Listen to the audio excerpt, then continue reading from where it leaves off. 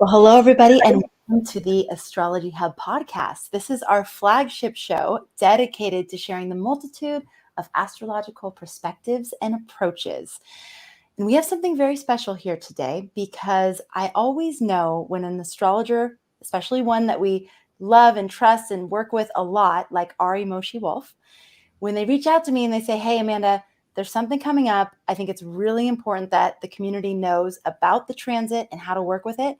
I always pay attention because I know that it's something big and important for us to track and really learn about. So we're here today because Ari reached out to me a couple months ago and said, "Hey, Amanda, we're going to have Saturn in Aquarius squaring the nodes. This is a transit that is going to color a lot of this year, and I'd love to come and talk to the community about it." So Ari, thank you so much for being here. We always love having you on this podcast, and I'm very excited to dive into this topic today. Great. Thank you for having me. Yeah. And a couple things. If you don't know Ari and you want to learn more about him, we have had him on the podcast several times. You can go back to episode 144, which happened September of 2020. And that was the first time that we had Ari on the podcast. And then you can also look at April 29th of 2021, episode 280. And in that one, we did talk about the nodes, a different angle of the nodes, but we talked about that. So if you want to hear more of Ari's story and more of his approach and his teachings, you can check out those two episodes.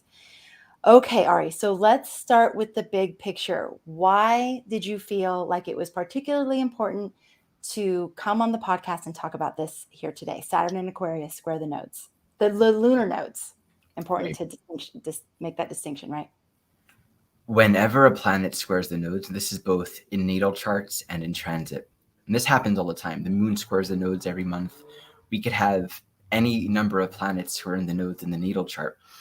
That planetary function speaks to an area of inner and outer life experience, an essential teaching, something that needs to be integrated. And we find that, let's say on a natal chart, the entirety of the soul's journey, the entirety of the life is really focalized, like the ground. There's essential work relative to that planet. Until it's integrated, until it's understood, until it's learned, there's a sense of there being a perpetual state of non-resolution. And with the nodes, we'll tend to flip-flop between the polarity of the nodes. So the nodes themselves are all about who we know ourselves to be. And so we emotionally integrate all of the experience, so it informs a sense of self. When a planet squares the nodes, there's a particular lesson, there's a particular teaching that wants to be understood. So we could appreciate, we don't know what we don't know yet. We haven't learned what we haven't learned yet. And so as per the nature of squares, you can think of it as, being on this journey of life. We get to a turning point where we haven't developed the knowledge, the self-awareness, the skill, the perspective that allows us to integrate and cope with life experience. So planets that square the nodes really focalize a lot, potentially, meaning that's the invitation, a lot of self-awareness and greater mastery potentially to bring more wisdom and knowledge and insight to really integrate that particular planetary archetype. Okay. So when we have, actually, let's back up for a minute and just talk about the nuts and bolts of this transit. When is it actually happening? And I think what you were just describing was a personal experience with a planet squaring the nodes. But this one that we're in and that's going to be escalating is actually a collective experience of a planet squaring the nodes, correct? Yeah. So any planetary force that's squaring the nodes, the moon does it every month. And actually, if we're paying attention, we'll find that when the moon squares the nodes, there's an energetic here. There's an opportunity for more learning, for more integration. If we tune into that, the nature of the planet that squares the nodes is really defined by the archetype of that planet and the position of the nodes. So if we have Jupiter squaring the nodes, you're going to have Jupiter lessons, Jupiter learning, Jupiter crisis, right? We're going to face an opportunity to integrate a deeper threshold of knowledge and wisdom and healing relative to Jupiter. Here we're looking at Saturn. And when we're looking at outer planets, or in this case, Saturn, it moves a lot slower. pretty much Saturn spends around 9 months within a fixed period of degrees. So Saturn has been moving into a square to the nodes for several months. It's about to exact, I think exactly on April 9th here in the US. It'll go retrograde, what is that, in June. And it'll stay within orb of the nodal square for several months of this year. So we can really say since the nodes moved into Scorpio Taurus, we've been in that archetypal square, right? Aquarius squares archetypally the Taurus Scorpio axis. And it's been growing, it's been intensifying. So we're in that field right now where the energetics, the lessons, the teachings of this particular planetary archetype of this square is emerging. We're becoming more present to it. Everyone listening now, it's alive. Like what we're going to be speaking to should be very relatable to our own present moment experience. It intensifies and clarifies as we approach the exact square. After the square, we can say we start the next phase where there's a further living it out. Like we've reached the exact crisis point. And then it's a matter of resolution. Saturn, again, will be very close to the nodes, especially once its station goes retrograde for much of this year. It's only when we see Saturn separating further from the nodes, right, moving well beyond 10 degrees, that we begin to enter into a new phase. So the cardinal phases in general, when we are approaching a square, playing out the square, and then moving beyond the square, there's a very particular quality to the learning and to the experience that comes with that. So as we move beyond the exact square, past April 9th or so, that's when a lot of the deeper teachings and integration and invitation to really harvest and apply the wisdom that's necessary here. So we can really think of Saturn squaring the nodes, and any planet squaring the nodes really, as where there's an invitation, a possibility of healing. And whenever I think of healing, it's becoming more aware of ourselves, bringing attention to what has otherwise been in the unknown, has been in the unconscious. And that's what's not conscious. We're controlled by that. We're bound by that. So there's an opportunity here. And we ask the question, what's the healing invitation? What does this transit offer for us? In the challenges, in what's arising right now, what's the opportunity? And that's what we really want to give our attention to today. So what you're saying is that we're all experiencing a sense of an unresolved conflict, and it's around Saturn and Aquarius types of themes. Yes. And the themes of Saturn and Aquarius are pointing the highlighter or the spotlight on something in us that actually wants to be made more clear. It wants to come out of the subconscious and into a place where we can see it. Right. So that we can actually start to address it and work through it and fully integrate it into our sense of self. Yeah, well said. And it's the appreciation. People often ask, it's happening for the collective. Is it really personal? Is it relevant to me? And the answer is yes. If we're alive, we yield. We're completely receptive and open to the unfolding of the cosmos as they are right now. Can you hear that? Okay, being soft. It's a part of our journey. Right. And there's no one that's exempt from it. And so there's a gravity of attention that's being drawn for all of us collectively and individually to this particular square dynamic. All right. So it's happening all year long, pretty much. Yeah. In different aspects of it will be highlighted, but it's happening all year. We're already in it. We're reaching the culmination point. What is that lesson then? What would you say the themes are for us? So we'll build this step by step. And again, I want to invite everyone you can really just delve more deeply into the wisdom and the layers of what it means when a planet squares the nodes. There's a lot of insight into the nature of the nodes in general to connect with here. So you can check out the episode Amanda spoke to. And also there's that masterclass on the Astrology Hub website where I actually taught very specific, very detailed with several chart examples of working natally with planets that square the nodes that I think is available now on sale. It is. You can go to astrologyhub.com/nodes if you want to do more of a deep dive into this. But that's astrologyhub.com/nodes. And that's a mastery class teaching that Ari gave to our inner circle in 2021. Yeah. So this being said, let's take let's create a basic foundation for working with this dynamic, just to touch it, define the nature of Saturn being involved in this dynamic, and apply that to this particular nodal axis. Because it's not just Saturn squaring the nodes, it's the whole configuration, including the nodal rulers as well. So once again, when a planet squares the nodes, it really just speaks to a crisis for deeper integration and healing. And it draws attention to the particular areas that want to be integrated and resolved. When we're dealing with the Saturn archetype, we're going to be dealing with all kinds of themes that relate to Saturn. Saturn corresponds to the energy of alignment, how we are in relationship to time and space, to form and structure the structural realities of our life in ways that serve and facilitate the evolutionary needs of this life. There are two ways to be in relationship to form, to time and to space. One wherein we regard structure and form as almost a god over us, and thus we feel and define ourselves as limited or confined by structure, by form. And this can correspond to a reality where we feel limited, we feel repressed, or the conditions of our life point us back to where we feel stuck.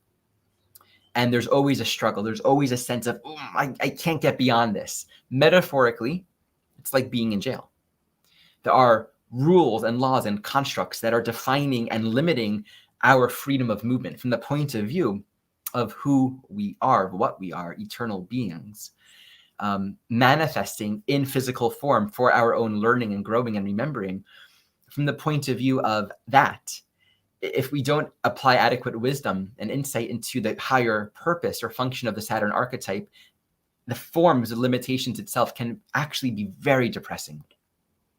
Thus, there is a calling within our Saturn work in general to bring wisdom and insight into the structural realities of our life, in particular, the unique relevance and purpose of the limitations. So we all share certain limitations, which is, we're all in a body.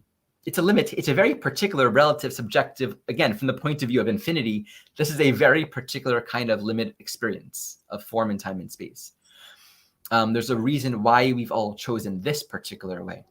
And we all come into a country or a society and a family reality where there are conditions. A lot of this conditioning corresponds to social rules, government rules, laws, stop at red light, pay taxes, also what's appropriate, what's not appropriate.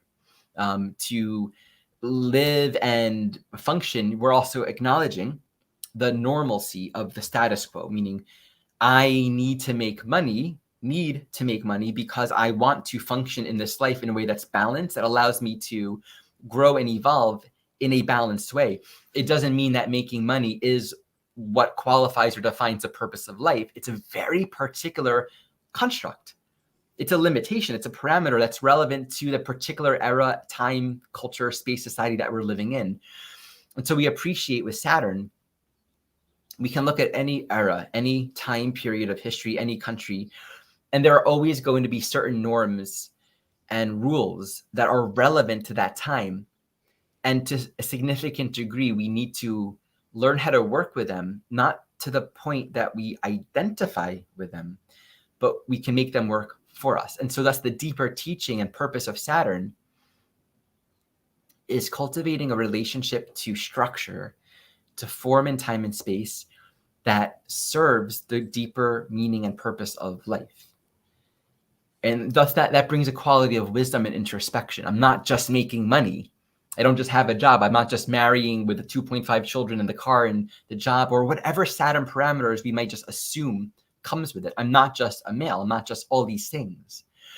We have to actually form a personal relationship to our personal life and really define for ourselves, bring wisdom and purpose into what are we creating.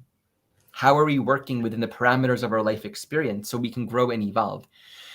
And then we do find the parameters and the limitations that are relevant to us at any particular time. They're only relevant to us for a particular time.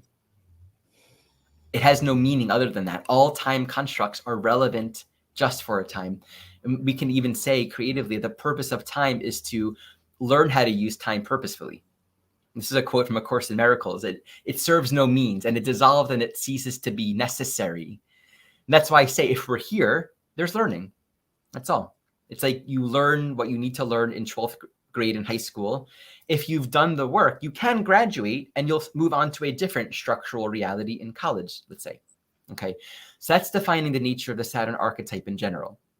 When we're looking at Saturn squaring the nodes, we're going to be dealing with lessons and learning and healing that pertains to the right relationship to time, to form, to structure.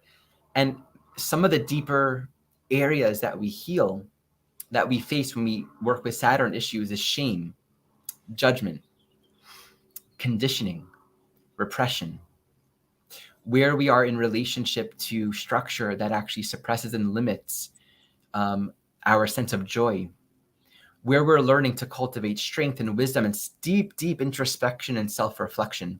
As a yin archetype, Saturn is about introspection and reflection, and actually a loving, gentle, caring application of self-authority and self-agency to create a life that is loving and useful and healing and supportive.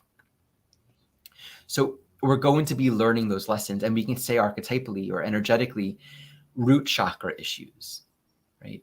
Dealing with root chakra issues corresponds to foundations, to ground.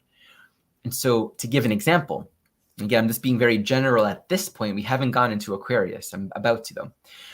If we're building something, business, family, a meal in the kitchen, setting a firm, solid root chakra foundation is creating a ground, a plan, so that the first steps, the starting point, allows for growth to develop and unfold in a good way. And that's being in balance. That's actually respecting. I really think of it, it's really respecting this incarnation. It's respecting life. As opposed to just trying to do something and get somewhere. There's a quality of adolescence, meaning an unlearned mind, an untrained mind, that just wants to get there, but hasn't learned how to apply agency and thoughtfulness. So when we set a good foundation, right? Do you have the ingredients that you need? Do you have a stovetop? Have you set a proper foundation, according to code? If it's not according to code, you might come across issues, even if you don't like it, with the government, and you'll find yourself always struggling with basic root chakra. I don't have the foundations that I need. It might feel irritating, but if we understand the greater goal, which is not to be struggling with time, but to get beyond it so it serves the beautiful growth and development and healing that we share, that our life, our living has relevance and meaning for one another as well, that what I'm doing affects the whole, then we'll really gratefully appreciate the beginning steps. So there's a humility in the Saturn learning that allows us to really, we fail a lot, and that's how we learn. And we learn how to do things right. How to do things right. And doing things right isn't like a value judgment, like there's a right way and a wrong way according to some book someone wrote, or God in the sky. Right is alignment. That's what right means. And thus wrong isn't like a judgment. You're wrong. Wrong means not right. Didn't work. And so we learn lessons and we start over again. There's no judgment, there's no shame, there's no punishment, but we don't graduate. We can't really evolve and move on if we don't have that foundational grounding relationship. Okay, so that's what's going on when Saturn squares the nodes. If in your natal chart you have Saturn squaring the nodes, we can almost think of it as two expressions. The archetype of a child that is trying to just get there, right? It's like not studying for the test or carrying too many dishes in your hand and it all breaks. And then the role of the parent, which in this case is sort of the rules, the structural, the parental authority, their role would be to say, hey, that didn't work. Let me teach you. And so we learn discipline. We can't just do things the way we want to. We need to go slower and learn what works and what doesn't work. So thus it can correspond to where we're always pushing the natural boundaries that will push us back to a state of limitation, and we can feel like, I can't get beyond this. I can't get beyond this, until we learn to be a disciple. This is Saturn for everyone, but this is a really emphasized crisis point where much of the life, until it's really understood, will correspond to these core issues. And oftentimes what we need to do with Saturn square in the nodes is go back to early life conditioning, right?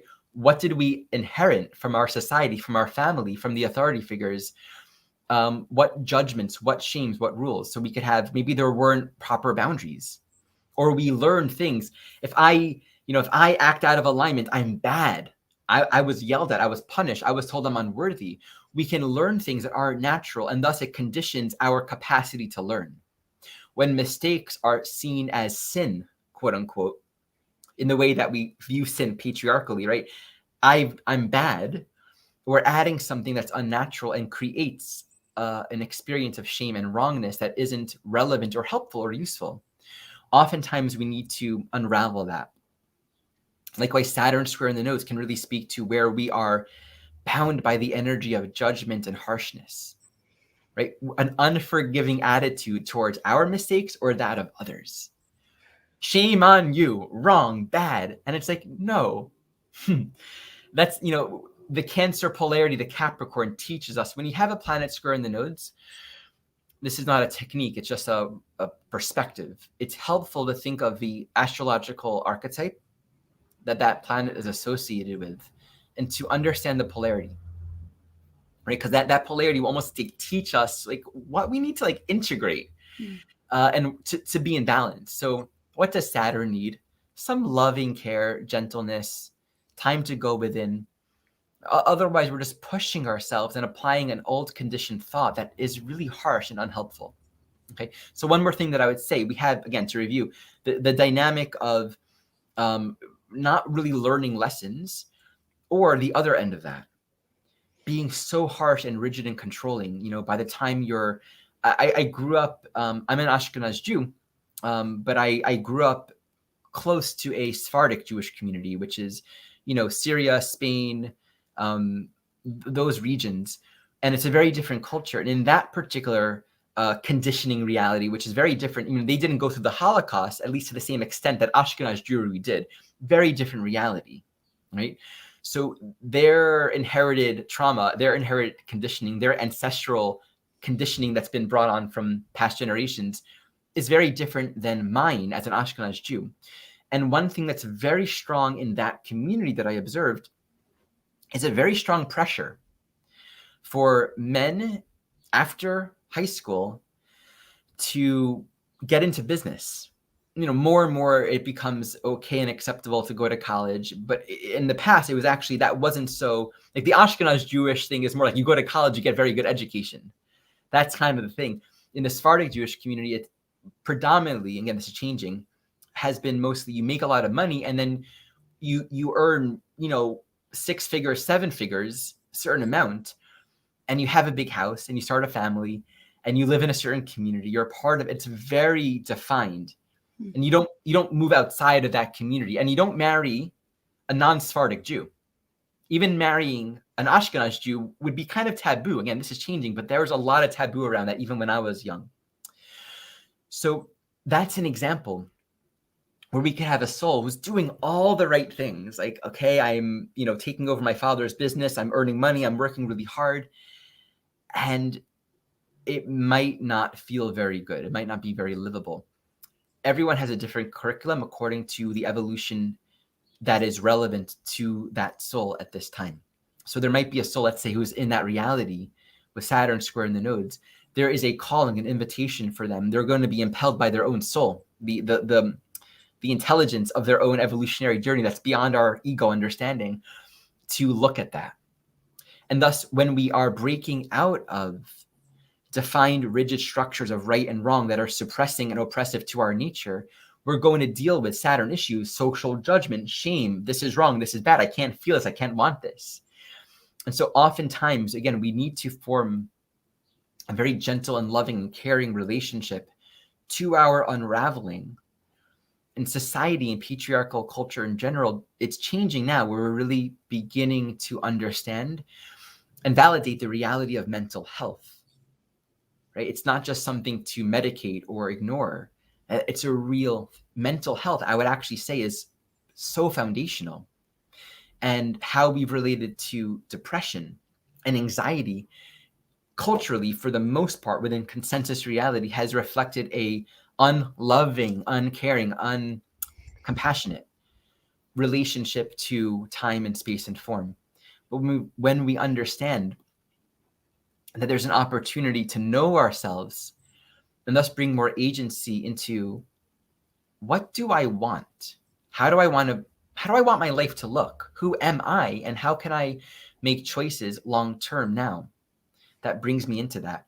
Oftentimes we need to do a lot of therapy. We need to be in a relationship to safe people and environments where we can look at ourselves. And the reason why that's necessary is when we're in the Saturn realm, we're dealing with a lot of judgment and shame and fear. And so the ego construct needs to be held in a caring way so it can face areas that otherwise are uncomfortable, or patterns and tendencies that are undeveloped, that need to be held in a container so the soul can become self-aware and begin to heal. So this introduces working with Saturn squaring the nodes in general. I can move on now to Aquarius in particular. Ari, this is so resonant.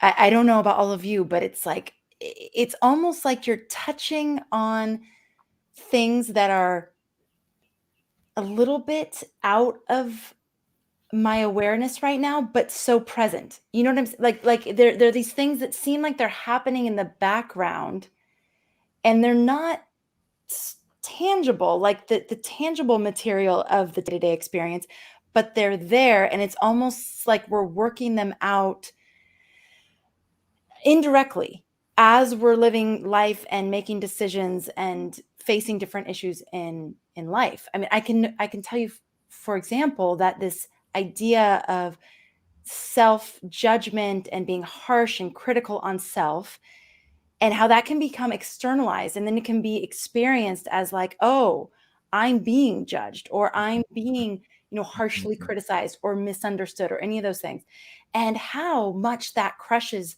the joy of natural expression. Mm-hmm. How much that creates this, like you said, this jail experience of, oh, well, then I can't do that.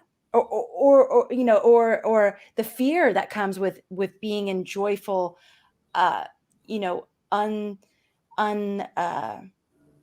unabashed just expression. Mm-hmm. And it's so interesting because it feels like these things are just, they're like there, but not obvious. Mm-hmm. They're not the obvious things that are coming up every day. Yes. Does that make sense? And is that also the nature of this transit that we're in, that it's going to be operating, but not necessarily the thing that we're super aware of? So much so, in particular, because we're dealing with Aquarius, which is suppressed content that is far beyond this lifetime, and we'll drop into that, and also Scorpio. And to speak to one thing that you said, my teacher Jeffrey Wolf Green, whose lineage I studied, evolutionary astrology, often said, most souls don't realize how conditioned we are. We're not aware of the extent of our conditioning. Yeah. There's a very strong Capricorn Saturn tendency to project our own inner judgment to the outside. We don't realize we're doing that. So like, oh, they're going to judge me, or they're angry at me, but really, no, we are judging ourselves. But we're just so familiar with a child that got that slap on the wrist or got the sticker taken away because we did something wrong. Yeah. So it's so important we realize that we're generating this within ourselves. And you said something about Saturn. I think you said that Saturn is yin. Is that correct? Oh my God, it is. Yeah. I wrote yin with a question mark. So I don't think we normally think of Saturn as, I don't think of Saturn as yin. Yeah. I mean, I hold loosely all these words that we use because we can categorize things in all kinds of ways. So this is not like a dogma in my mind, but Capricorn, it's earth. Earth is yin. And we get confused because the Capricorn Saturn archetype corresponds to the structural reality of the world we're living in. So what's normal? And thus, right now, patriarchy is normal. It just is, right? Like Patriarchy being normal, and this is a good leeway into Aquarius. Patriarchy being normal means pretty much anywhere in the world, for the 99.9% of the world, most likely, currently and for the past hundreds or even thousands of years, there's been a particular status quo, cultural climate that reflects a particular way of looking at life. That is, for the most part, it elevates and glorifies the masculine principle of life, and in some sense regards success or development in a way that requires a subjugation of the feminine. It just is. And it might be hard to recognize that because we don't realize we're in it, but it is how we live. We only really understand this when we're out of it and we can look back in retrospect. But this is the cultural climate and environment within which we live. War is normal. Subjugation of Earth for the sake of our technologies and the things that we want to do what we want to do. How for a long time, minorities, women, people of color have been dominated and not given equal rights in most societies in the world. For the hundreds of years, it was white men in westernized cultures, at least. It's just like there are countless examples, and we're healing that, but we're still in it. Like, so this is patriarchy. And we live in a capitalistic society that regards, it's fascinating, but we don't realize this. We all recognize to live here, to exist means you got to make money. And thus we've associated living with earning money, which is crazy when you think about it, but it's how it is. And the key is to work with it in a good way. But that to me is all an extension of the greater cultural climate within which we're a part of. Capricorn corresponds to the cultural climate. In a few hundred years, perhaps, let's say, hopefully, when we live in a different kind of world, maybe where war doesn't have relevancy anymore, we live in a relationship to time and to nature and to life that respects the natural unfolding and blossoming of all things. We'll understand Capricorn and even think of it in a different way. But because Capricorn corresponds to structure, and the structural reality of life that we're living in right now is patriarchal, we tend to project onto the Capricorn archetype itself rigid, hard. I mean, how many times have we heard Saturn is the taskmaster? And it's like, oh, don't say that. It's so harsh. Taskmaster. If we can maybe redefine our relationship to the master of tasks, like bring more love, bring more gentleness, bring more forgiveness, bring more spaciousness into our understanding of Saturn, where it's like the loving parent that's holding space for a child to learn and will lovingly redirect towards alignment, creating the safe boundaries and parameters for our learning, but not this harsh punishment that says, oh, you did bad, you're going to go to jail. Now you have a penalty. So we associate so much of our life experience from that point of view. And thus we think of Capricorn and it manifests in that way, but that's the work to understand that that is actually just our conditioning. Ari, would you say, as you were speaking, and earlier you talked about one of the invitations of this Saturn square the nodes being to look at our relationship with time and space and whether or not we feel sort of victimized by it and it sort of oppressing us and limiting us and being the chains that we experience in life. Mm-hmm. And part of the invitation of quote unquote mastery in this area is to heal that relationship with time and space, mm-hmm. and to recognize its necessity and actually how it serves and how it actually helps us in this reality. Mm-hmm. I was wondering if you think that because most of us live so out of alignment with nature and natural rhythms and cycles that we're constantly railing against time because things don't happen in the pace that we think they should. Mm-hmm. And that if we were in more alignment with the rhythm of nature and we surrendered to the process of what it actually takes for something worthwhile to grow, something nurturing, something beautiful, how long that actually takes to grow, that we would find ourselves pressing against it a lot less. Beautiful. Yeah, I really feel that way. And again, that's why I would just really think of Saturn as yin in its very nature. Mm. There's a gentleness, there's a forgivingness, and also where we think to succeed, the ends has to justify the means. Mm. Inherently, that principle immediately suggests repression and subjugation of the feminine, of the yin. Because I'm going to deny aspects of care and presence and awareness because I need this. Mm. And this is where we go into Aquarius. We have a foundational structural reality, precedent that's been set. And in every society, in every part of the world, it's normal. And Aquarius says, okay, there's greater potential relative to our essential individuality. We can live here as human beings in a better way. So Aquarius always wants to objectify and detach from precedent. Aquarius isn't about time, which is really interesting. Capricorn and Saturn is. Aquarius is always regarding the intelligence of creation itself, what things are. And we always recognize that creation is energetic, it's archetypal, it's about harmonics and resonance, which is why astrology is an Aquarian thing. We can look at every aspect of life and see archetypes. We can see the fractal expressions of divine or universal intelligence. And we can live in a way where we're attuned to it, and thus we can bring higher intelligence, thoughtfulness into how we're living as human beings that aligns with a more inclusive, universal understanding of life.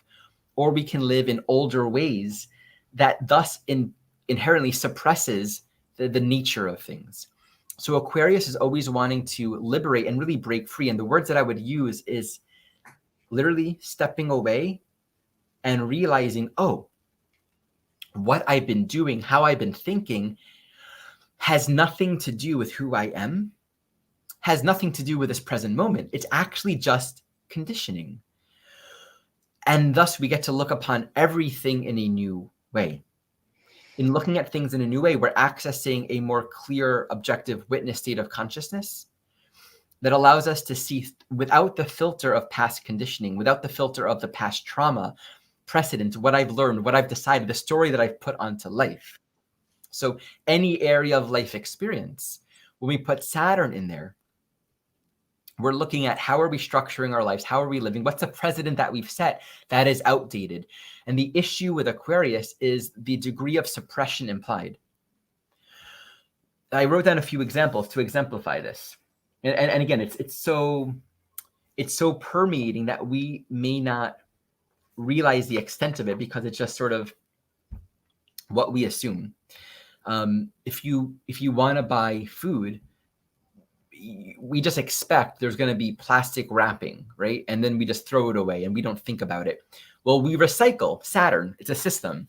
Recycling, from an Aquarian point of view, you can even think, oh, recycling is really great but really recycling is just a system that allows the individual to feel validated in buying more plastic so it can continue to be put on the market.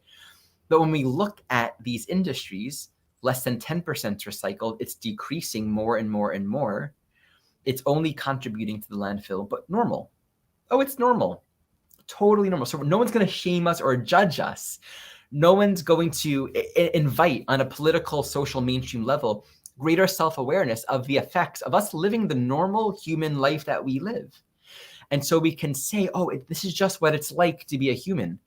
Oof. And Aquarius says, who said? Who said? When did we learn that? Same thing, we know. This is no judgment on dietary choices. I eat meat. But how normal is it to really reflect on where does this meat come from? How much suffering goes into our purchases? And what are the greater social effects? Saturn really wants us to understand as a citizen, as a human, as a part of this world, country, nation, government, family, community, our actions has an effect. That's ethics. Ethics isn't some kind of external standard.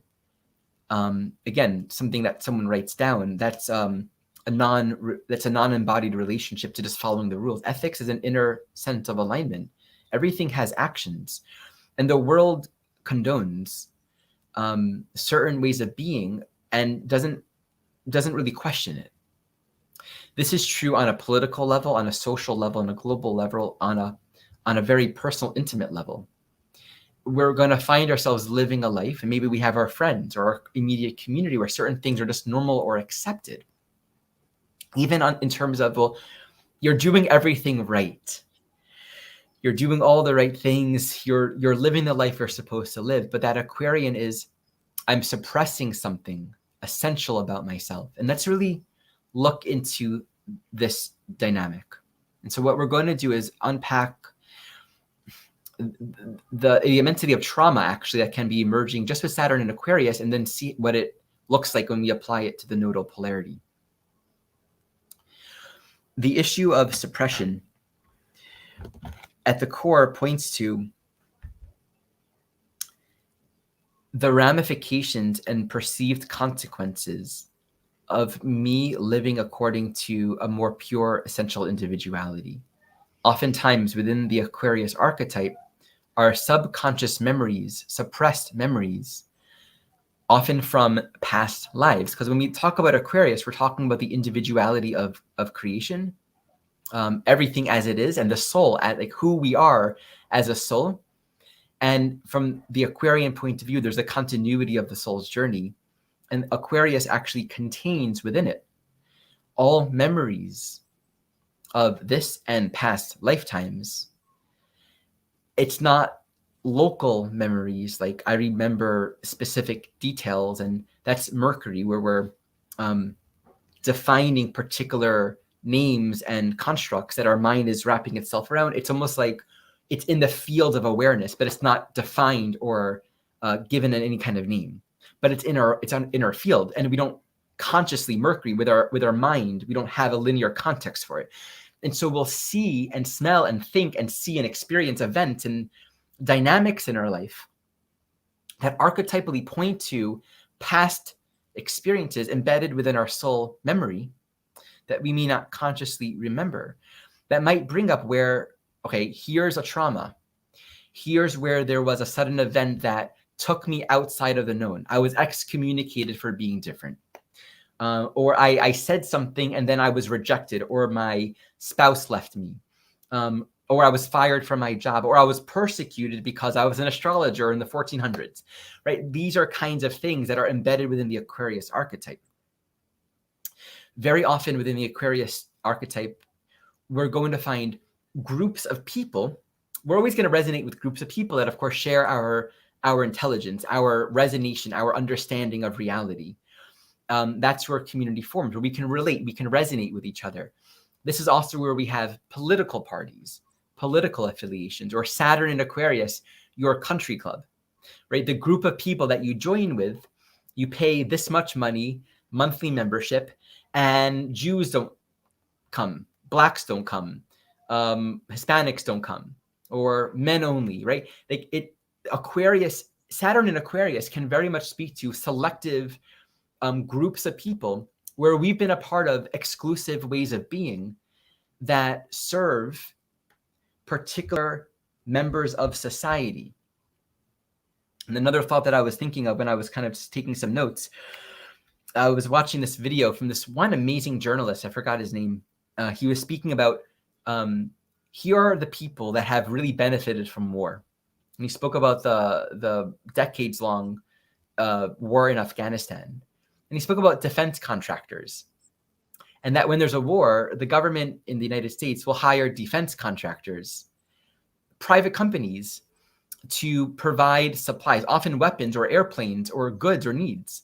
And they can, at times of war, they're not going to bid or negotiate price. They're just going to hire who has the abilities and do whatever they ask, pay whatever price that company offers.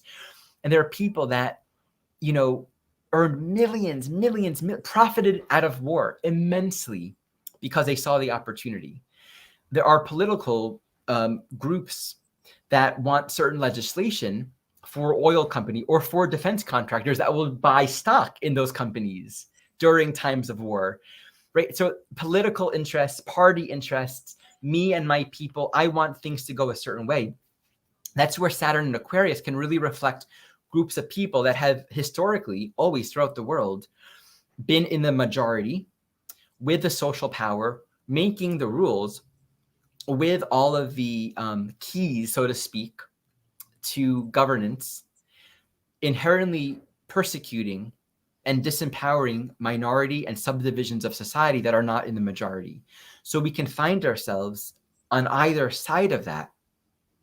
Thus, from the perspective of being a part of special interest groups that want to, grow and support and build and strengthen their individual community, there's always going to be a consciousness that says, whatever it takes to serve my goal and my own betterment, my own growth is justifiable. For a lot of souls, that can lead to a sort of guilt that needs to be justified. Now imagine a soul, this is bringing it into present moment experience, that's a part of a community of people. There are certain norms, there are certain behavior, there are certain ways of being that are just expected or okay or normal. Let's say, give an extreme example. You grew up in a white nationalist family, and your church is white nationalist, white supremacy. That's an example of Saturn and Aquarius, one way of looking at, one manifestation of it. Within that archetype, there can be a deep self-reflection within the soul of, I feel like we're all human beings, and actually we can get along better if we're thinking in terms of inclusivity and sharing. And hey, why are we better than those people? There might be a natural impulse. The impulse within Aquarius naturally is towards giving and sharing and including. Aquarius is about inclusivity in its highest expression because life is that. Like, all of the archetypes exist. Aquarius, it is about inclusivity. And so wherever we find a consciousness that holds separation or sectarianism, it's actually pointing to a very place that wants to be liberated, where the gates are not closed, because life operates through resonance. We resonate, elements that belong together come together. The more we hold a consciousness of inclusion, we recognize the entirety of manifest creation is an ecosystem where all the archetypal facets of existence coexist together. All of astrology coexists, and it creates a thriving environment by way of each individual expression being fully supported to bring their whole self to the table. What emerges really, really reflects the mind of God. What emerges is the intelligence of creation itself. It's self-emergent, and the potential for thriving is beyond our conditioned thinking because it's what's natural. The more we suppress the interrelationship of all individualities, the more we try to force a exclusive, judgmental, and harsh way of living that requires subjugation and suppression. The more we include, the more we find survival and thriving and living and being here in a good way is beyond our capacity to comprehend because it's so natural. And so as we evolve, that way of thinking is always pushing through the Saturn Capricorn suppression, right? Where we become overly identified with that constricted, conditioned way of thinking, thus an unuseful relationship to Saturn. Aquarius is always like a sprout trying to push through concrete, and it can feel so scary. So you have the weight of your community, your family, your church, whatever, and the possible ramifications of being true to yourself. So this is one example of the tension, the suppression. To give another example, we can have a soul that is simply doing what they've been doing, right? They've built their life. Maybe they're successful, but there's a calling of their individuality, right? They're called to be an artist. There's something in them that is more open and free, but there's no context for it. This is the thing to remember, an essential takeaway. There's no context. Context implies the past. It always points to what's already known. And so to have no context means there's nothing we can depend upon according to our knowledge, according to our conditioning, that supports a natural feeling, a natural movement of life wanting to go in a certain direction. So it can be very scary. The feeling of dissociation or depression or just being checked out can be growing for all of us right now, relative to there being conditional realities in our life that don't feel livable. It's really calling us to connect with what wants to open up, which means we have to meet the very places where we're afraid of Aquarius, excommunication, rejection, being the outsider, being outsidered. not belonging. And this brings up the deeper trauma that's often embedded within the Aquarius archetype. It's not safe to be what I am. So either I gotta isolate myself and be totally removed from society and friendship and kind of have this paranoid, I don't trust life kind of vibe, or just suppress that and live a normal life, but feel deeply ill. So, you got the $7 million, you got the home, you got the family, and you're doing everything right, but your soul is screaming to break free. So let's stop there. We can delve with it, and then we'll move into the nodes. Oh my gosh. There is so much here, Ari. It's incredible. And wow. I just want to reiterate. I mean, I've been writing notes because I want to go through all this at the end and just do my best to summarize what you've said. But this idea that everyone on some level may be feeling the pull to disassociate or check out or distract themselves from this sort of soul level nagging question of, where are you not being totally true to yourself out of fear of not doing it the way that society, culture, whatever expects you to do it? Mm-hmm. And where is that fear of being an outcast or being an,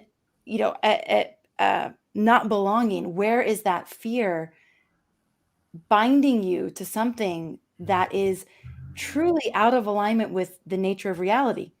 Because the nature of reality is that you have a true and individual expression that needs to come through. And wherever you're not doing that, it's going to get more and more and more uncomfortable for you. And I mean, these are big, huge questions. And I see what you're saying, where the medicine is in this inquiry, the medicine of looking at like, wow, I'm terrified to be who I am because it's on some level doesn't feel safe. It doesn't feel safe to me. So I'm not. And just that inherent truth that's going to continue to nag, that's going to continue to be somewhere in your consciousness. It's huge. It's huge. And I mean, is this resonating with all of you? Like, are you seeing where these things are coming up for you? And also this question of, where am I doing what I'm doing because I was conditioned to do it? And it seems natural and normal, but really it's not. And I don't know about all of you, but the number of times that question comes up can be somewhat exhausting, because it's like, you can't just be on autopilot. It's like, wait, why am I doing that? In the car yesterday, I was with a bunch of children. We were having a play date, and I was the driver, and the concept of giants came up. It was like, they were talking about giants. And then I asked the question, like, do you guys think giants ever lived on this planet? And then there was a big debate about whether giants lived. And I was like, maybe they did. I don't know. Maybe, and my daughter goes, Mama, you're always questioning what's true. You're always the one asking that question. I'm like, you know what? You're right. And especially now, there's this constant question of, well, I was told this, but is that actually true? And I've taken this for granted, but is it actually true? And how do I know it's true? And can I be open to there being another possibility? So all these different things you're talking about are completely up. And I see the need to somewhat disassociate or check out also attached to how exhausting that process is. So, yeah. Because you can't just cruise. It's like there's this constant, well, is this the right way to be doing things? Is there a better way to be doing things? How else could we do things that would include more people, that would take care of the planet better, that would, et cetera, et cetera? Yeah.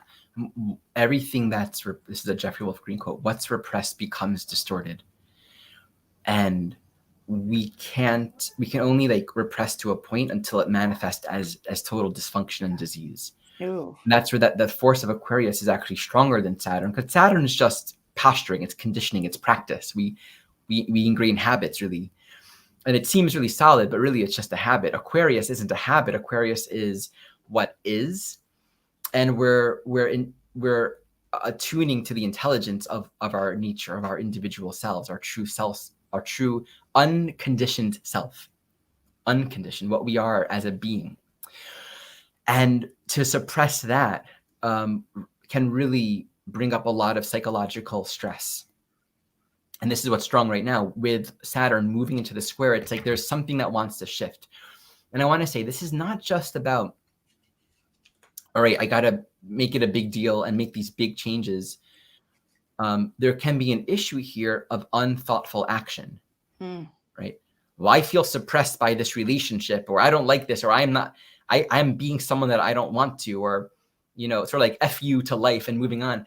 But there isn't necessarily a lot of wisdom and self-reflection. Oftentimes, the teaching isn't about making changes, because then we run the possibility of becoming too defined by the forms in our life, right? I need a bigger house. I'm done living in. That's actually just conditioning speaking. That's actually just almost an adolescent quality of reacting to the experience of limitation, but thinking some other construct will make it better. It's not coming into a quality of agency. The extent to which we're waiting for or defining or demanding a new form to solve the issues of the limiting form, it's not really what the teaching is here. And so oftentimes there's a real invitation to be with it. And a lot of the work within Aquarius is freeing our own minds from projection, our stories, where we realize we're holding ourselves in check. It doesn't have to be you break through everything. In fact, Saturn wants us to be thoughtful. And so this is a slow, steady growth where I think a lot of essential changes will happen gradually, especially after April, especially during the retrograde in June. We're seeing a long-term process. And by the way, the ruler of Aquarius is Uranus, which is moving to the North Node, which Saturn is squaring. So the significant changes, and I'll speak to that later, the significant changes are yet to really unfold. There's a lot of wisdom in bringing a lot of curiosity and reflection and presence to the areas that are tense and working the content, being with it. So we find ourselves inwardly free from the places that feel the most scary. I'm gonna run away from my church and this family and these people and find a new community. For some people, that might have relevance or value, but that's, of course, just one step along the journey. It's not the answer. It might just feel helpful, or sometimes these boundaries, like bye to the old, hello to the new, is helpful for a time. But what we're looking for is wisdom, self-knowledge. Who am I fundamentally? What happens when I'm grounding in that? This affects our perception. This brings a fundamental change in how we are in relationship to the structural realities of our life, our job, our life, our family, our relationships, where we're living, what we're doing, where we recognize, first and foremost, we're safe where we are right now. And a deep teaching here is this moment isn't the past moment. It might feel the same, but that's exactly the conditioning. What is it like right now to become an observer of the instinctual responses and patterns that I'm manifesting, the perceptions that I'm generating? What is it like to approach this in a new way? And this is where we want to bring in the nodal polarity. We're dealing with, actually, can I take a break and run to the bathroom really quickly, Amanda? Of course. Okay. Yes. Okay. I'm seeing some comments here. Andrea, I love what you say. Finding freedom and delicious growth in the limitations. And that sounds like a great summary of everything that we're talking about. And I love what Ari said too about the astrological archetypes and how God's mind, quote unquote, quote, or the universe or source's mind, there's room for all of it. And yet then we come into this reality and somehow the idea is proliferated that we all need to be the same, that we all need to do things a certain way, and the astrology reflects that is absolutely untrue. Each one of us is completely unique and coded with a specific expression that wants to happen in this lifetime. So it's just funny, Ari. I was just reflecting on how the conditioning is like the exact opposite of what is natural. And when you were talking about the mind of God and the astrological archetypes and how the diversity is inherent in that, and that then we get somehow taught that we're supposed to all do it one way or do it the same way, right? It's like the exact opposite. Right. Conditioning is exactly. Yeah, exactly. Yeah. It's the exact, in fact, and this is the self-reflection. Where we can identify conditioning is where we can recognize the pressure point for our liberation. And to not respond to our conditioning with fear and anxiety, but to actually bring more and more and more observation. So there can be an immense amount of psychic content emerging right now that we maybe don't know how to get to the bottom of, but even just the recognition of it. Yeah. There's a teaching in A Course in Miracles. 2 of the lessons in the workbook is, let me recognize my problems so that they can be solved. And then let me recognize that my problems have been solved, because all problems point to the state of our consciousness, not to an actual objective reality of problems. And so the teaching is, we're bound by our perceptions. We're bound by our own conditioning. Bringing our own thinking back to the Holy Spirit, bringing our own thinking back to truth. It's seeking to correct the errors of our own mind, the patterns of thought that actually keep us in this trauma, keep us in this separation. That's where a lot of the healing is. And so Aquarius can really, Yeah, you were going to be going to the nodal polarity and how that also holds keys for us in this. Yes. Yeah. So Aquarius really speaks to where we find what's fundamentally true that isn't developmental and is always what is. When we deal with a Taurus Scorpio polarity, we're dealing with life and death circumstances. And this basically says what is unsafe. What is has ramifications. So I need to make sure that I'm fitting into a paradigm and a contract that's acceptable and usable or functional or protective. So when we have a planet square in the nodes, and I'm remembering too that our interview on planets that square the nodes last year, I gave the example of a generic planet in the 11th house squaring the 8th house, 2nd house axis, without realizing that this is what 2022 would be about. Oh, wow. Aquarius is associated with the 11th house and then Taurus Scorpio. So again, reviewing that would be very helpful for understanding this particular transit. When we have a planet square in the nodes, it's a tension between that nodal polarity. And so we're going to find ourselves bound by these extremes until there's resolution. So let's look at the Taurus dimension. Survival. To be what I am, to free myself from conditioning has too many ramifications, right? I don't want to experience what it's like to be rejected, abandoned, betrayed. Scorpio, right? There's too much loss there. I have a subconscious memory of being burned at the stake or losing everything or experiencing immense trauma and loss. And we should recognize too, Aquarius corresponds to a subconscious memory that many souls hold of being a part of many minority communities where throughout history, these communities were devastated by war, by patriarchal oppression and suppression. So many examples of indigenous communities, Tibet, monasteries, spiritual groups, minority communities all over the world that have experienced that. So from the Saturn and Aquarius point of view, I'm just going to fit in. And Taurus, because I can survive here. And Saturn, I have the money that I need. I'm supporting my family. I'm functioning. But really, there's so much suppression. And I just want to keep it at bay because I don't want insecurity.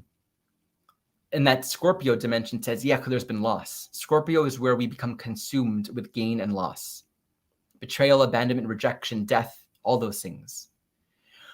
From this, so what happens there is then we can find ourselves just dissociating for the sake of survival. And one manifestation of that is almost like held up, tightened. I don't want to deal with it. I don't want conflict. I don't want to look at these issues. I just want to force and push everything and everyone into these boxes because I don't want to face it. This is where, wherever Saturn's transiting in our chart, events could be manifesting now, and especially after the square, and especially during the retrograde as Uranus moves towards the North Node, events can be manifesting relative to wherever Saturn is transiting, later degree Aquarius, 20s, where events or dynamics manifest that even might seem out of the blue, that might feel totally surprising, or perhaps dreams or synchronicity or signals coming from the intelligence of life, the higher mind, we can say, that feel threatening or scary, or even non sequitur, that feel very out of touch, out of line with where we think life is going. This is the thing with Aquarius. These things can happen, and it's totally traumatizing and shocking and surprising, but it has to happen because we can't suppress this content indefinitely. So it's almost like that little sprout pushing through the concrete.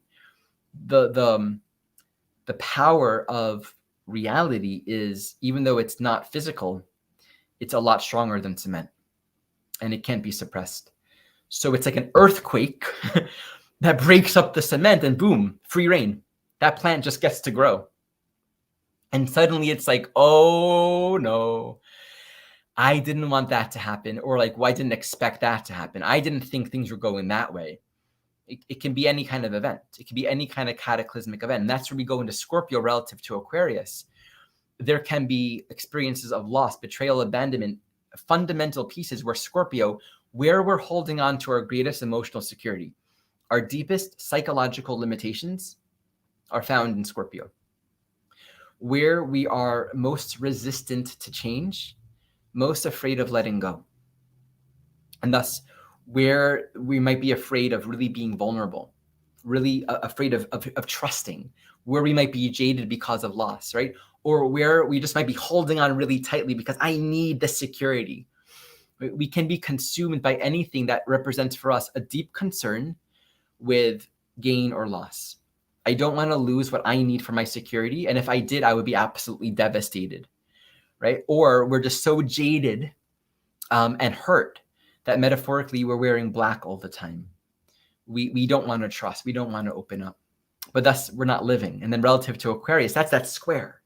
It's at that tension where it's like we need to develop a certain skillfulness and softness to really work with these energies.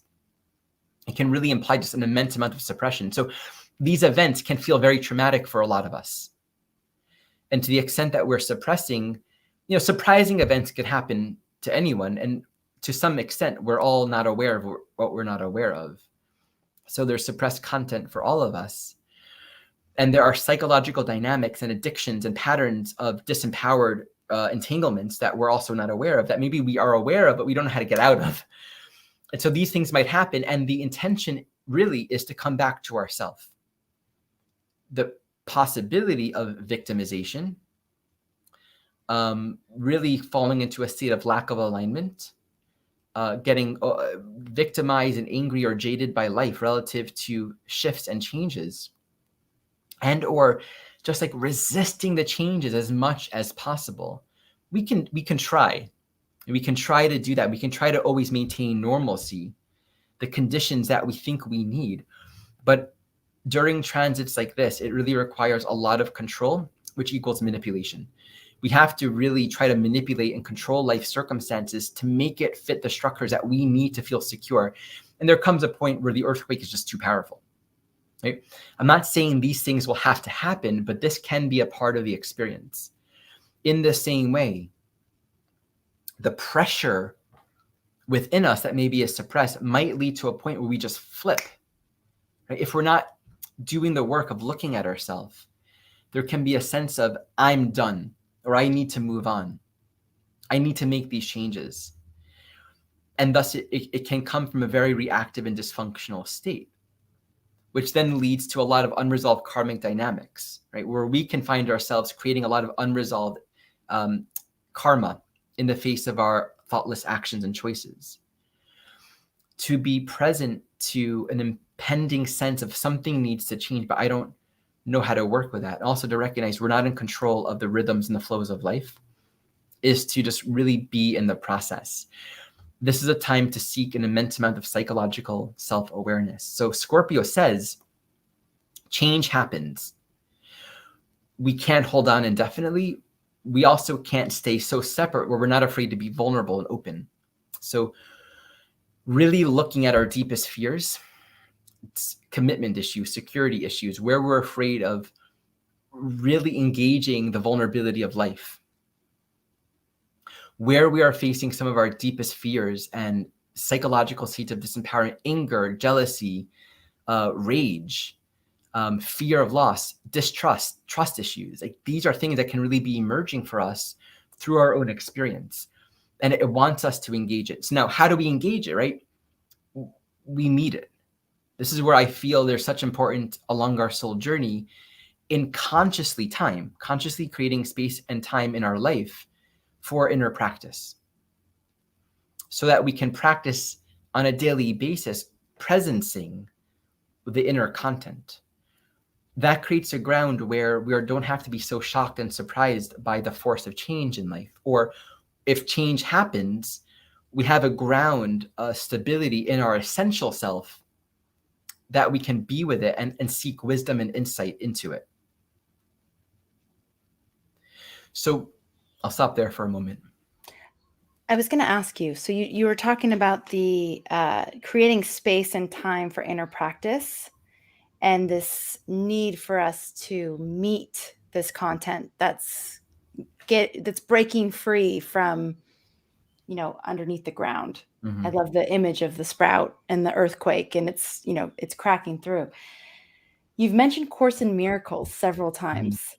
How long have you been working with that? And is that something that you find helpful in times like this? I do for myself. A Course in Miracles has been in my life, mostly peripherally, since 2005.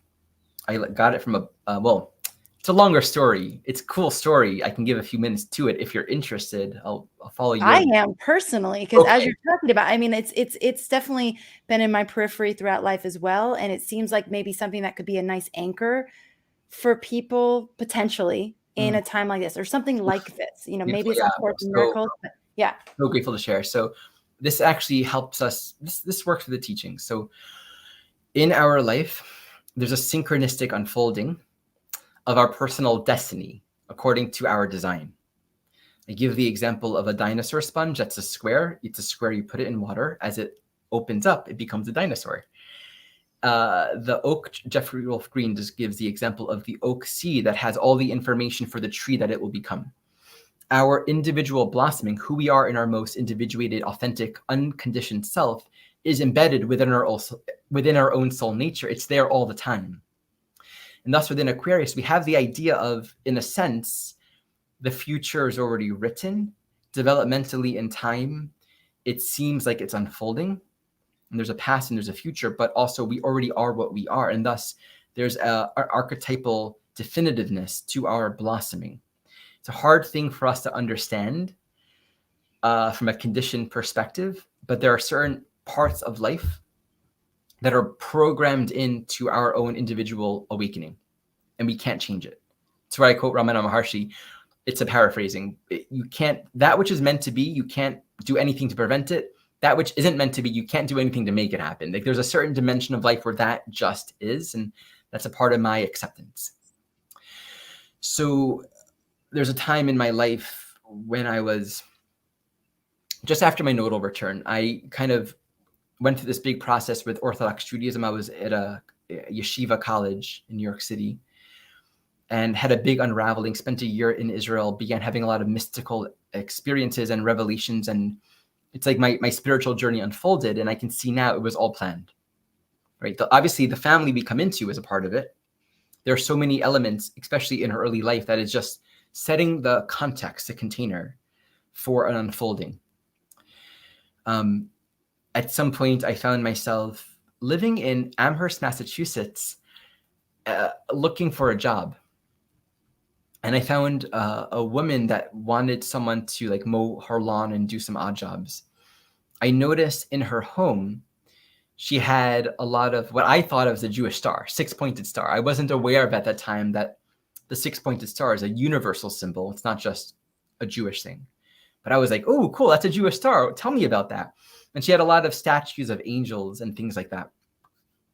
So she talked about her spirituality, that she actually went to Israel, and she showed me pictures of her trip in Israel and this one tour guide that took her around Israel. And interesting note, I'm just going to say this, even though it's a tangent. When I was living in Israel for 8 months, I was hitchhiking at some point, and I was at the Dead Sea, and that tour guide picked me up at the Dead Sea. A Palestinian man brought me to Palestine, showed me a tour of Palestinian territories that I wouldn't have otherwise seen. I saw the wall. I think I saw the wall. Maybe he showed me pictures. Anyway, I'm not sure if I saw it. Anyway, I met him and he knew many of the rabbinical Jewish leaders that I was actually really connected to, some of the spiritual leaders. So I'm like, that's Abraham. He's like a beautiful peace activist. I mean, like, that's Abraham. So again, what's meant to be is, and it's like, it's almost like incomprehensible to the conditioned mind that such a thing would come about. Yeah. I would meet this woman. Her name was Dolores. Oh man, I'm forgetting, but she was so influential. She was a practitioner, a study of A Course in Miracles. She gave me a book called, I think the book was called Journey Without End, or Journey Without Distance, I think, which is a quote from the Course.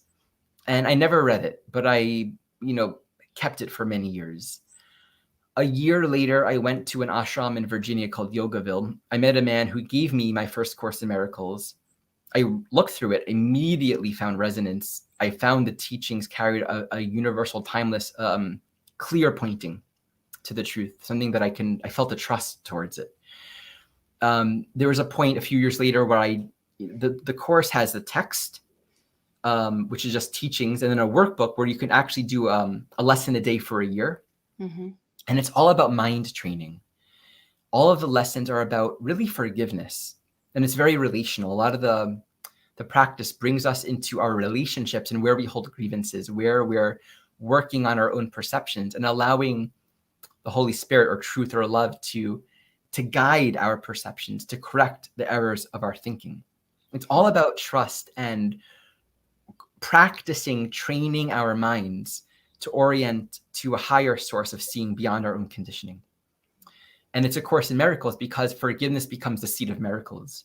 But when we're not seeing one another from a conditioned judgmental place, we allow spirit, we allow love to step in and use all circumstances for its purposes, which reveals the purpose of time, where we can use it for healing.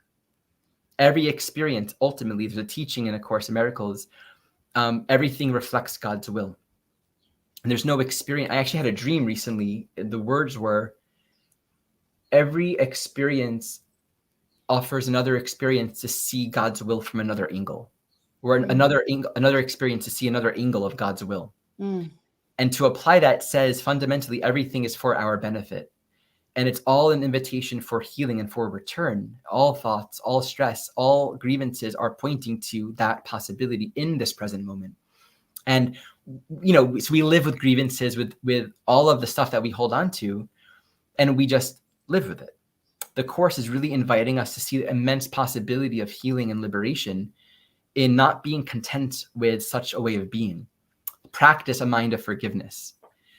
So to end this story, when I began a family, and just a week or so after my daughter was born, a little over 2 years ago, I felt in myself a really strong need to anchor my inner work. I was meditating and doing, I have various practices and teachers and teaching, but I didn't feel that I was adequately grounded in something that met this strong feeling to really work on my mind and purify. And so Michelle, I think, bought both of us a copy of the book, like pocket edition, although it's still huge. And I began going through the workbook for a year.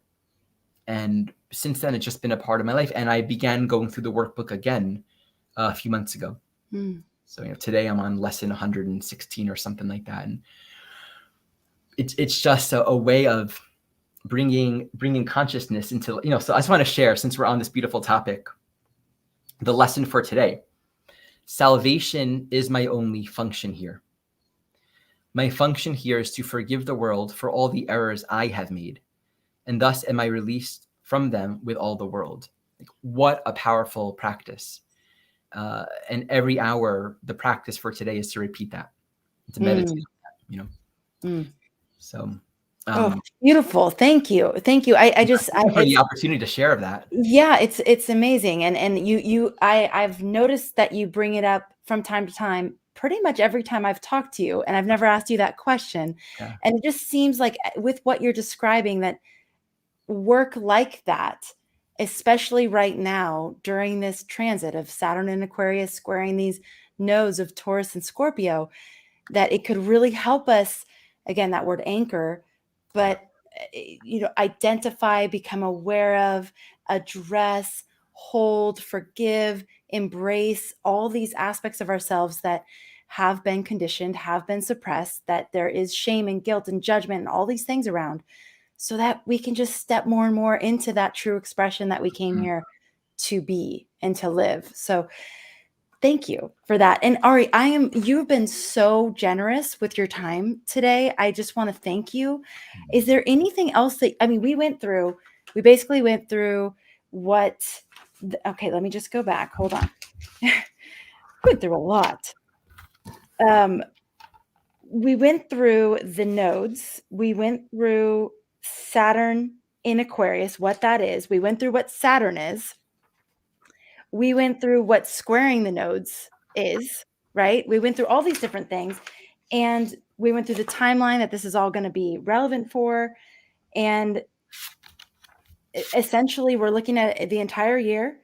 We're looking at Saturn bringing in this question around time and where we feel limited and confined. This is a crisis moment for deeper integration and healing. What is the purpose of the limitations in our life? What is the purpose of time constraints in our life? And this idea of creating foundations from the ground up that are more solid and more truthful, so that we can grow from those places. We have the square of the nodes, which is, being in right relationship to time. Where are we suppressed? Where are we limiting our joy? Where do we need to bring in more self authority and agency? And this is a lot around the root chakra things. Also these things around, do you have the ingredients you need to actually be who you are and do what you came to do? Can you be okay doing it right and doing it aligned versus just getting it done? And I love that idea of the child, with all the dishes, and then they break because the child just wants to get it done, but they're not doing it right. They're not doing it mindfully. They're not doing it with any sort of process. So where are we doing that in our life right now?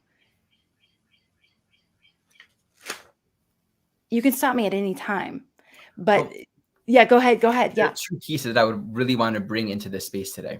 Yeah. There's some glare from the window. Oh, I'm sorry. With that Taurus Scorpio polarity, the North Node is in Taurus. And a part of what this speaks to, and the mastery class will really unpack more of the technique for working with integrating both nodes. But what I want to just point out here, the teaching with this Taurus Scorpio polarity says there's a lot of content through Scorpio that we need to work through. The psychological limitations that are hard.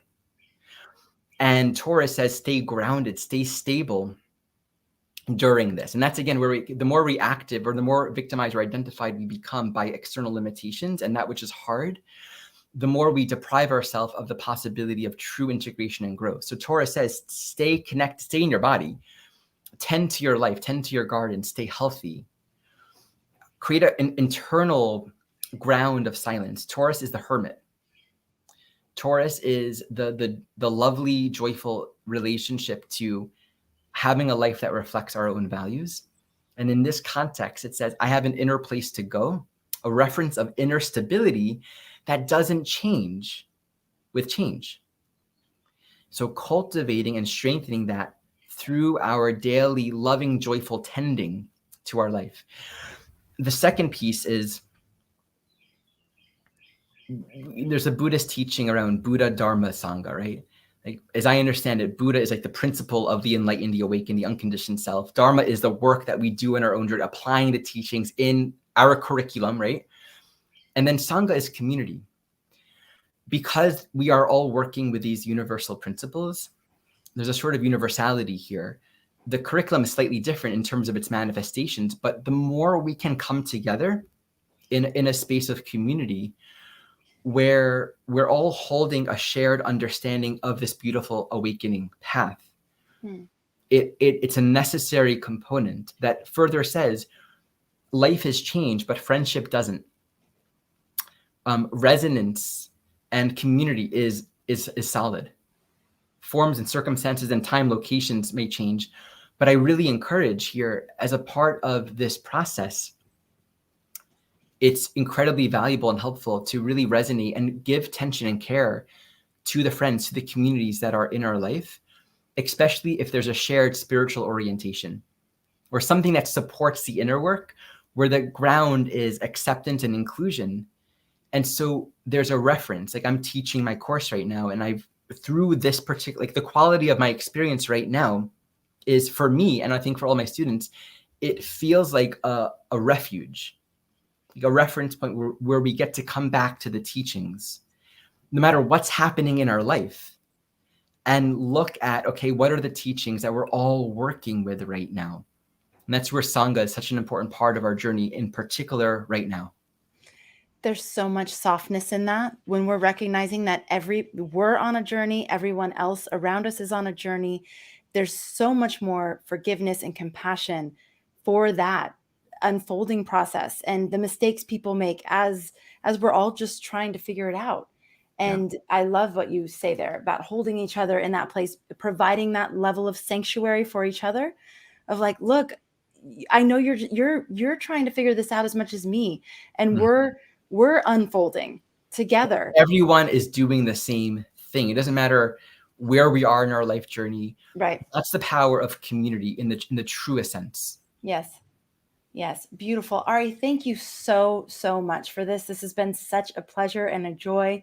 And I'm so grateful all of you are here. It feels like one of those moments where each one of us is hearing and receiving exactly what we need to in this moment. It's like we're taking little gems with us that we can carry on our journey throughout the rest of this transit that we're in. And the level of awareness you've just given us is going to help us really meet it much more consciously and with a lot more awareness. And hopefully in that we can hold ourselves and each other with more of that softness and compassion that you talked about earlier. So thank you. I'm so glad you reached out to me.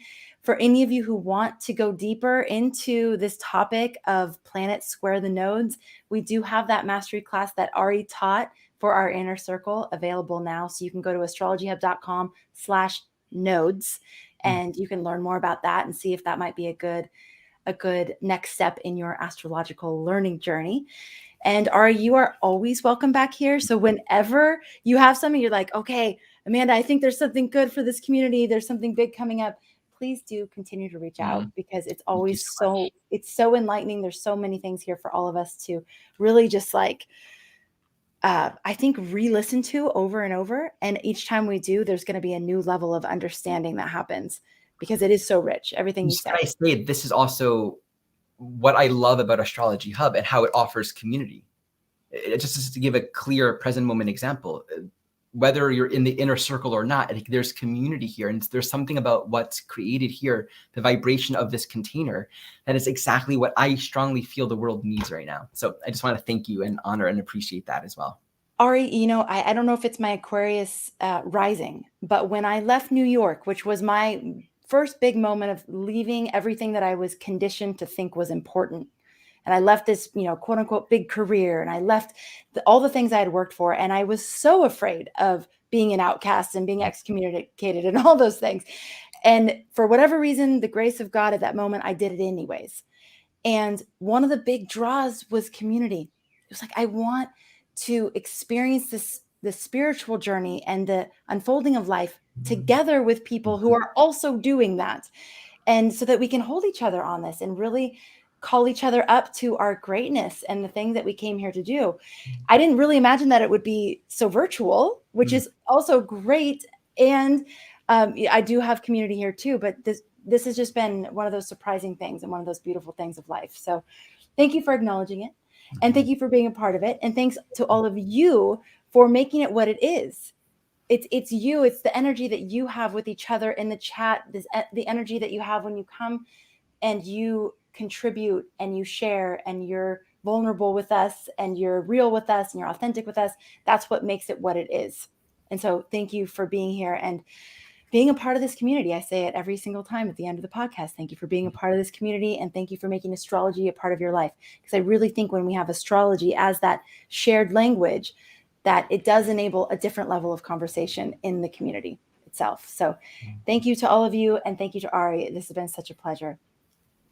Appreciate you. All right, everybody, take care, and we'll see you on the next episode. Can't wait.